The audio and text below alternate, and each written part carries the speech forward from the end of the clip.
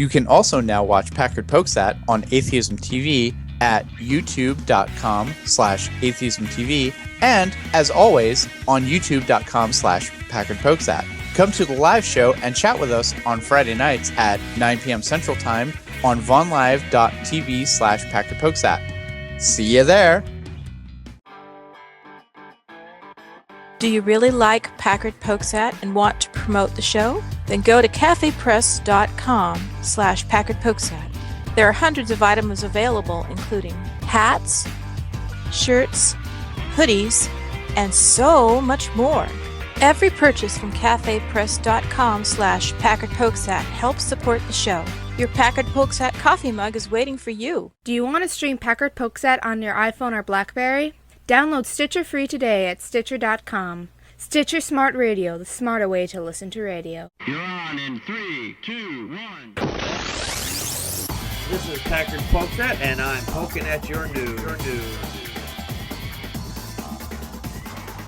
Good evening, everyone. Welcome to another fine edition of Packard Pokes At. I am your immutable and unmutable host, Packard Sonic, and joining us tonight from the far, far East Coast is Joe Unseen. Robot roll call.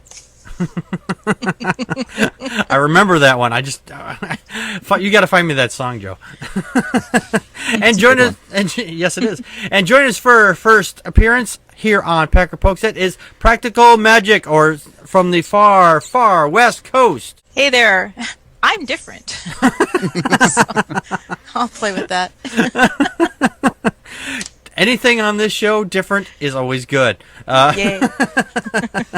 All right. I can do that. Yes. Okay, we have a lot of good stories for you tonight, so let's get going on to our first topic for this evening. Building a better future, science and technology.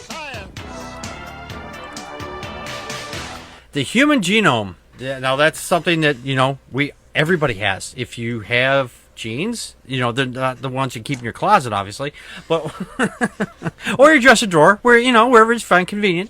No, these are the things that, the building blocks of life. The courts have decided that the human genes cannot be patented, which is a great thing because corporations nowadays are trying to patent everything. I mean, if they could have patented genes, then they could make drugs that work with certain people and not, and then they say, hey, you got to pay up because we have the genetic modification for your particular genome. This came right out of Washington. Now, the Supreme Court ruled unanimously on this. There was no split decision, no 1 against 7, or 6, whatever. It was great that, the courts have done just this.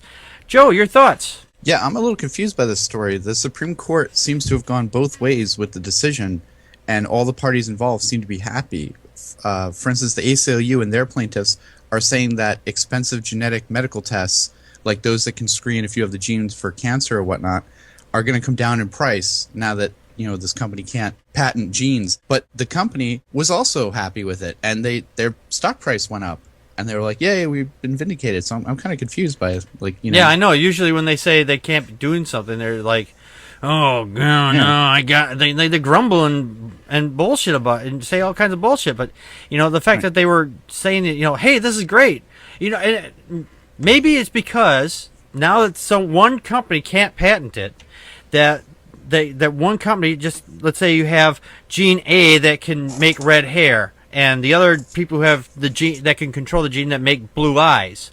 So this way, they can't say they have to force to make deals between the two of them. Everybody has to work together, and everybody profits. Any other thoughts on that? I mean, they said that you can't patent genes that are naturally occurring in human beings, but they said you can patent a process where you take genes and copy them and do something else with them that you can patent. Yeah, it's a process because that's a process. That's like no different than saying, hey, I can patent the type of way I make a pizza. So how is that going to make the medical test cheaper if these companies could still patent the test or the process to make the test? That's what I'm confused about. Yeah, I'm not really sure on that myself because, it's big business. They'll say one thing and then, because when they're doing something, usually they'll go, okay, well, don't see what's in your left hand, and because we're happy about it because we don't know why, but it seems like it's a win for freedom, you know.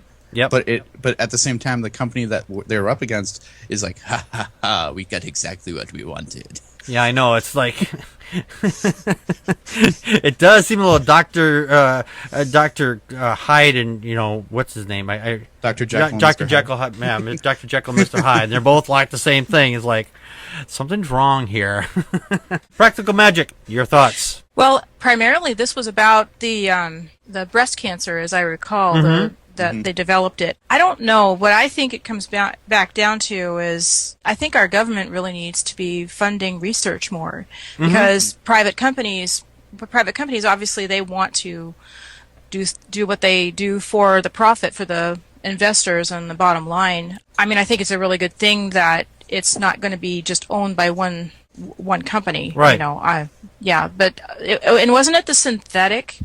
You already said that. You're talking about this, and the synthetic genes can be patented, but not the human ones, right? Right. Not the naturally occurring. That's what I understood too. Right. But I have to admit, when it comes to law and patents and things, it sort of wants to go over my head just a little bit. Welcome to Packard Pokes At. Where everything goes over your head. Everybody's head over here on this show. No, I think I'd tantamount to this. There's an old when the first cars came out, Ford was the first one to come out with the cars. They wanted to patent the car, but they said that they basically said, no, you can't patent the car, because otherwise everybody would just be driving Fords today. You can't patent just that. You can patent the process, the way you put something together, but you can't patent just that. I mean, that's the way I look at it anyway. Any last thoughts on that? Yeah. Nope. Okay. All right. Well, let's get into our next topic for this evening. Round, round, get around, I get around, yeah, get around, round, round, I get around. I gotta find a new place where the kids are hip. And for tonight's segment, our Tubing Around segment, we have a nice video, Practical Magic, giving our debut on this, is from the Careful Atheist. Let's take a look at that video right now. And our argument is that atheism is as much religious, is as much a religion as Roman Catholicism, Judaism, Hinduism, Buddhism. It's just another ism, only this one's called atheism. Okay, and it's a religion. And as we see here in Webster's new 20th century dictionary, the definition of a religion is, of course, any specific system of belief. I would say atheists are in denial.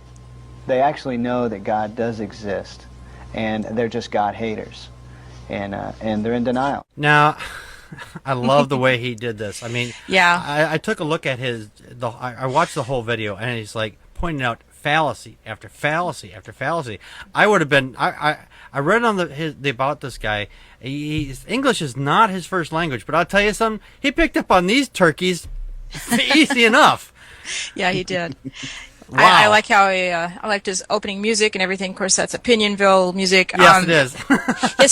his whole site, though, too. He actually takes apart Sci Rugen Kate. I'm sorry, I can't say that name. No one pronounces anything on this show. Right. And another of his videos that I really liked was Atheism and the Afterlife. It's one of his earlier ones. He's only got, it's a good number. He has 262 subscribers. He's only been making videos for about, 4 months or so. I told him we were going to give him a shout out, and he wrote back to me, and he was really happy, and I'm looking forward to seeing a lot more from him. I've only been able to watch a few of his videos, but they're really nice. Really thoughtful. Yeah, I was reading some of the comments. He had a discussion with a fundy, who he trusted him, and the fundy, of course, not going to follow, and do what he said, what he was going to do, and investigate things.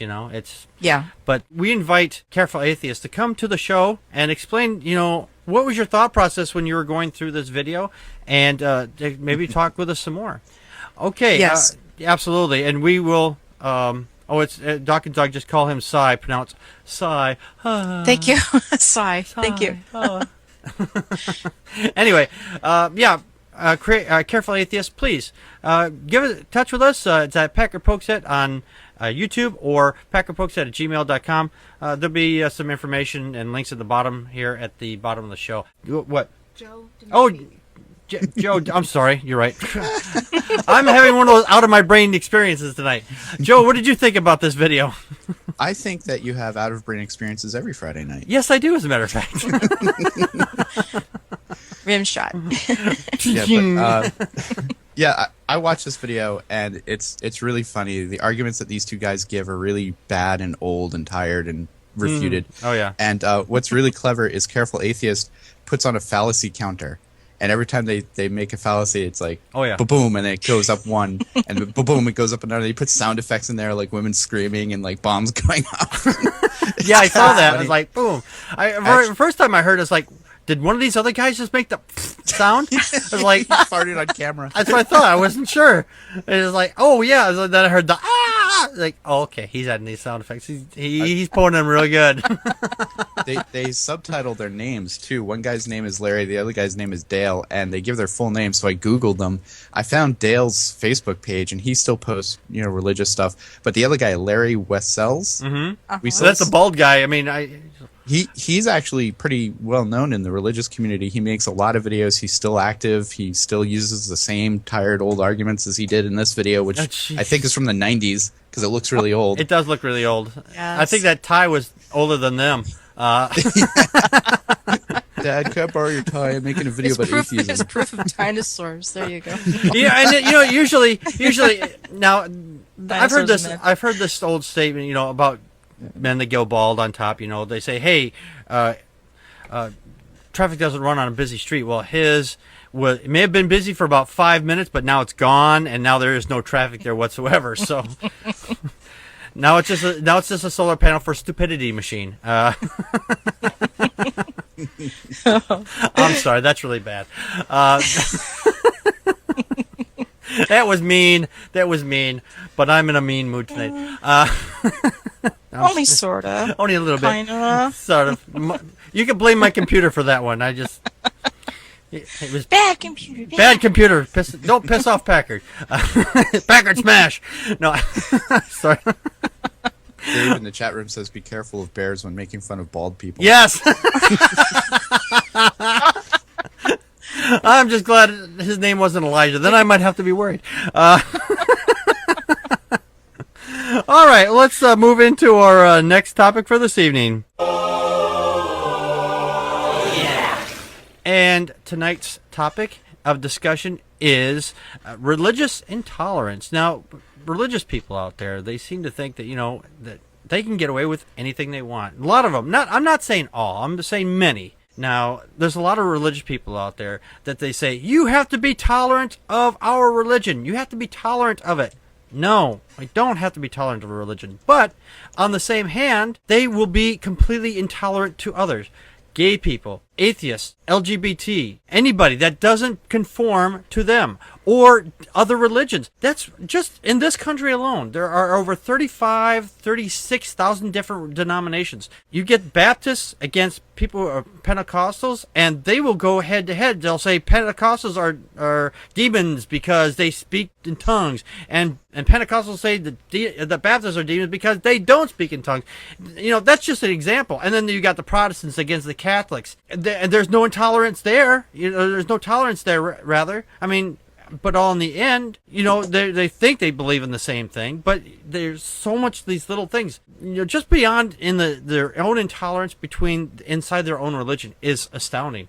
And then they carry their intolerance to everybody else. There's an old saying: their intolerance is what they think their God believes. So they're as it says, their God thinks like them, as it were. So, but we're gonna get started on we're gonna start the timer now, and the timer's right here. Let's get 7 minutes on the clock. There we go. Hey, there it is. And we're gonna start that time now. Practical Magic, you go first. Well, when religious people say that they want us to be tolerant, what they actually mean is they want to be above criticism. Right. And a lot of the reason that religious people have this is because God isn't just this all-powerful being. He's also their savior, their father, it's like family. And they can't separate themselves from their God. They can't separate themselves from their holy book, because it's all elevated, and that's what they mean. Yeah. But they don't see that their actions are themselves intolerant. They just can't. They're very blind to it. Right. Yeah, definitely. Do you have anything else you want to add on that? Well, I'm sorry. I guess I didn't know if we were going to bounce back and forth a little more. No, keep going if you want okay. to. You keep going if you want to. Oh, all right. I'm used to being beaten into submission in this segment, so Yes. don't worry. Well, the other talking point I really had too was that they see that it is loving and caring for them to point out that you are going to hell because. Oh, I know. Isn't that lovely? It's like saying, "Hey, I'm going to send you to a dungeon to have you beaten and burned and tortured forever, but I love you." Well, that their God will. Oh yeah. Again, it's not them. That's what gets me is that it's all outside of themselves and their intolerance what's so is funny what about God that? calls them to. Right. You know So, that's I'm funny sorry, about. go ahead. No, I'm sorry. You know what's funny about that is they say you're when they say a Christian comes up to an atheist or something. They say you're going to hell, and it's like. The thing is, though, they're the ones that's making that judgment call. I mean, they'll say, no, it's God's making that judgment call, but, they could have, taken the time and said, I'm not going to actually say that because it might come off as, offensive. But no, for them, they don't think it is offensive. But, say you criticize their religion. Oh, I'm being persecuted! Joe, Yeah. what are your thoughts on this? I think this kind of stems also from the notion that some religious people have about respect. They feel that their religious views are automatically deserving of respect and you cannot criticize it. And because their religion teaches them that they must be intolerant of certain people, like gay people or whatnot, then by criticizing their intolerance, they're like, oh, well, you're not respecting my beliefs, therefore you're being intolerant of me. Right. And that's certainly not what it is. It's criticizing an idea, their idea that, gay people should be put to death, or Right. A woman who isn't a virgin on her wedding night should be stoned. And it really isn't that. It's the criticizing of the idea, not the individual. Right, and that's the part that they don't seem to want to separate because they think that they are their religion. No, you are not. That is just your belief and what you think is in your head. Those are the marbles rolling around in your skull. Yes, absolutely. Or the rocks bouncing back and forth, whichever case. But you are not, people, you out there, you are not your religion. You are a person. Act like a person. Right. Do other things. People don't just, I don't know, pray or whatever it is that you a lot of religious people do nowadays. I've been on religion for so long now. I've forgotten a lot of it, but I know more about it than some religious people do, which is scary in itself. Practical Mad, do you have any more thoughts on this? We have about 3 minutes on the clock, so let's fill that up. Well, on an article that you were pointing out to me, Answers in Genesis, Oh, yeah. Ken Ham is going on. One of the things he says here is how atheists will sanctimoniously determine morality for themselves. I looked at that and I thought, oh, okay. They think that they own morality. They think that Yeah. they are the ones that total dispensers of it again. And Yes. And the other thing is one of the hardest things to get a Christian to even begin to admit, to get them to just say, can you imagine just for 2 seconds that God does not exist? And it's impossible. It was impossible for me for Yeah. a very long time. I couldn't Oh, yeah. even get to the zero set point. Not negative, not positive, just null. Yeah. Yeah.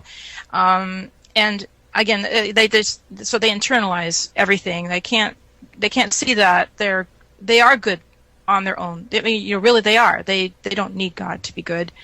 No. Anyway, it's. Anyway, I'm sorry. That's okay. Yeah. No, I completely agree with you there. Mm-hmm. It's just, I was also looking at that thing there on the Answers to Genesis, and Right. I hate. I actually, this is the first time I've actually ever had to go. I went there just because based on this. They also said they have intolerance and arrogance. I mean, that was the first bullet point they Yes. put on there. I mean, they're the ones that's showing the intolerance here, not us. And arrogance. I mean, we'll dispense with arrogance at the moment, but and then they say that the atheists are going against people who are trying to teach homeschooling or whatnot. There are atheists out there that do their own homeschooling. I mean, I know a few of them actually. Oh, I do. I'm a homeschooler. Well, see, there you go. But you see, they're trying to create fear fear of atheists, and actually, this isn't necessarily on. I'm talking about intolerance. One of the reasons that I would really very much like to be more out as an atheist and be visible is because I think that that's what puts a face on normalcy. When it's like when gays came out of the closet, all of a sudden you realize, well, gays aren't, scary perverts lurking in bathrooms. They're the person next door. They're these really nice, normal people. We need to put a face on atheism because right. They're very intolerant of us because they're scared of us. Right, absolutely. Yes, The absolutely. A word is what terrifies them. And yes, because they hear the atheists. You mean you don't believe in God? Oh my God! If I get near you, I might burst into flames or something because I'm near an atheist. Or even worse, you hate me because I'm religious. Yes. Oh yeah, that's another one. You hate me because I'm not- religious. No. I don't hate you because you're religious. I hate because and that was another I thing. hate what your religion is doing to you. Yes. Oh, yeah. And the thing is, speaking of that was one of the things they put up there that atheists they basically not start wars or anything like that, but they say it's what was it here? Fighting or no? It's fighting against religion or no? I forgot. I just read it here. Oh, fighting against freedom of religion. Yes, fighting against freedom Yeah. for religion. And it's like the only thing we're fighting for is freedom. We are big proponents of freedom from religion. Well, that nobody's one ideal should be ruling everybody else. That we should just be. It should be what is good for humanity. That's Right. That's secular. Right. We want a secular society. Right. Well, actually, before we get going any further, that's our time. Actually, sorry, I didn't want to interrupt you there, but yeah, I really had no choice. But anyway, yeah, this is a great topic. I mean, maybe be able to come back on this again sometime. But yeah, religious people, we're not intolerant of you personally. I mean, you can be intolerant to somebody in person. That's fine. There's nothing wrong with that, but just because we're not intolerant of you just because you're religious, because I can be intolerant of somebody just because they're an idiot, that's anybody. That can be anybody. And I don't care what their beliefs are, whether it's an atheist or a Jewish or whoever. It really does not matter at all. All right. Anyway, let's get on to our next topic for this evening. Fly me to the moon, let me play among the stars. Let me see what spring is like on Jupiter and Mars. And on tonight's Did You Know They Were an Atheist? We are going to be talking about Berkeley Breathed. Berkeley Breathed was Guy Berkeley Breathed. Burke Breathed. He was born on June 21st, 1957, and he's an American cartoonist. You may know his work as from Bill the Cat and Opus the Penguin. He was best known for Bloom Country in the 1980s cartoon strip that dealt with social-political issues as understood by fanciful characters, like the ones I just mentioned, the Penguin and Bill the Cat. Now, he stopped making these back in 2003. 95. No, I'm sorry. He 2008. 2008. Yeah, 2008. And he discontinued for a while, but now he was writing some children's book and everything like that. But I enjoyed his cartoons, and I liked the way he kind of ended the series when it came down to it. And it was a great way of doing it. I enjoyed that comic. I was actually kind of sad to see it go. But, all cartoonists eventually retire. And when they do... Except Jim Davis. Well, so far. That guy's going to outlive us all.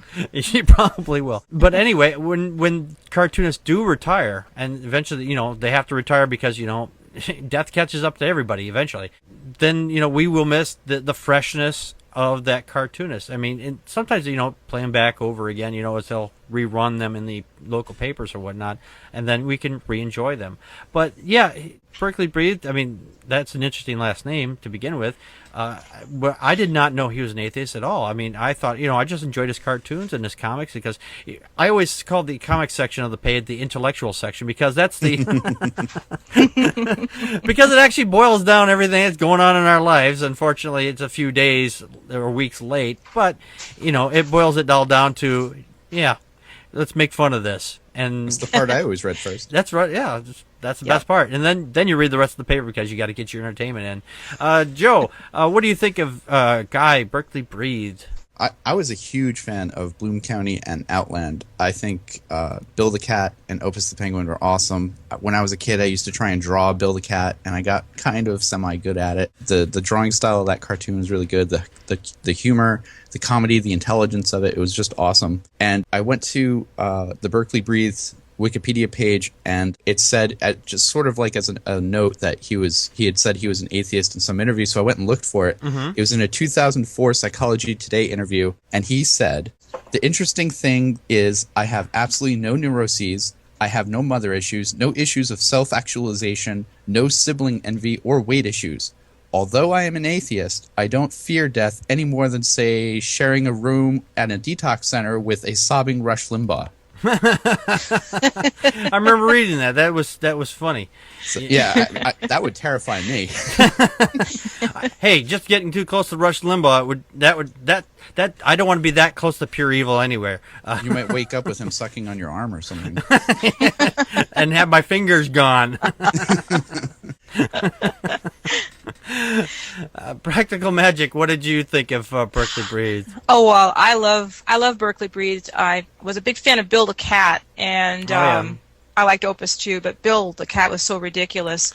I was really surprised by reading about it too, that he won a Pulitzer Prize for editorial cartooning in '87. He won a Golden Duck Award for his children's books, which he has at least 5 for excellence in children's science fiction. And he has a book, Mars Needs Moms, and Disney just a couple of years ago, turned that into an animated feature. Oh, he made that? I didn't know that. Yeah, I'm a big fan of cartooning. It's my shorthand when I want to draw, and so I just, when I have somebody, I love their style. Doesn't it remind you of Doonesbury too? And I think I saw that in the article. Yes. Said it was reminiscent of Doonesbury. Yep. Bloom County was kind of like Doonesbury meets Calvin and Hobbes on acid. Yes. Oh, and there's another one I love, Calvin and Hobbes. But yeah. Yes. Yeah, I like Bill the Cat because he always looked like he was. He was like 2 inches. He was like 10 seconds away from being stoned completely. It looked like he was he's already halfway there, and he's like, I think he abused pills and drank in the cartoon strip too. Like Bill the Cat was just a mess. Yeah, he was. If you look at the picture, he's like his hair's all over. This is one cat who cannot take care of himself. So. It's like Hunter S. Thompson as a cat. Yes. Oh yes. Wouldn't that be funny if that's what inspired him? Yes, it would be. Gosh. Yes, it would be. But anyway, yes, Berkeley Breathe, you know. So happy birthday. Oh, yeah, I think that today is his birthday, as a matter of fact. Is it? Yes. Yeah. Oh, cool. So, Happy June birthday. 21st. Yeah, June 21st. So we're debuting him on his birthday. So if nobody else knew that he was an atheist, well, we just outed you. We know now. We know now. So He's not going to get a fruit basket from his neighbor this Christmas. no, because he was outed on Packard Pokes At. I heard what you are. No, that's all right. Maybe some rotten fruit. Showing that He was Christian really love looking again. forward to those tangerines. Yeah. They're showing that Christian love again. Send the rotten fruit. No, I'm just kidding. All right. Well, tonight's one of those short show nights, so we're gonna. But before we get out of here, if you want to contact us, and I know you do, we're gonna give you all the information because we are all over the place. We're on Facebook, Twitter, and yes, even email. And we're gonna tell you how to contact us right now. Would you like to contact us? Your host, Packard Sonic, and his very honored and crazy co-host, with occasional guest hosts, enjoy your comments or suggestions. You can reach us 28 hours a day, 8 days a week on A Can on a String, Smoke Signals, Star Trek Communicator. Those may not work, but you can contact us on Twitter as Packard Pokes At, and by email at packardpokesat@gmail.com. You can also listen and join in the conversation live Friday nights at 9 p.m. Central Time on vaughnlive.tv/PackardPokesAt. You can find past shows on iTunes, YouTube, Mixler Radio, and Stitcher Radio. Help us out by rating, commenting, subscribing, retweeting, and reposting the show wherever you can. Click the like button on Facebook/PackardPokesAt to join in the conversation. Would you like to help keep the show running and pick up some awesome Packard Pokes At merchandise? Visit cafepress.com/PackardPokesAt today and buy hats, shirts, or one of over 300 other items that are also available. Visit packardpokesat.wordpress.com for links to the news articles covered tonight and more information on this or other episodes. We hope you enjoy the show. Thanks for listening and your support. Oh, Joe! Wow, you wrote a whole new thing and added new music. Wow, you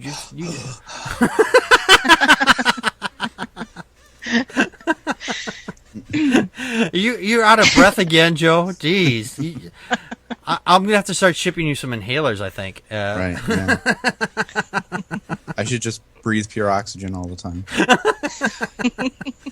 Don't get near Joe. He's breathing pure oxygen. He may burst into flames. And don't smoke around Joe either. Smoking Joe. Smoking Joe. But anyway, I want to thank everybody for coming and coming to our live short show this week. And we'll be back next week with a much longer show. Until then, this has been Packard Pokes At. We just poked at your news. And that's a wrap.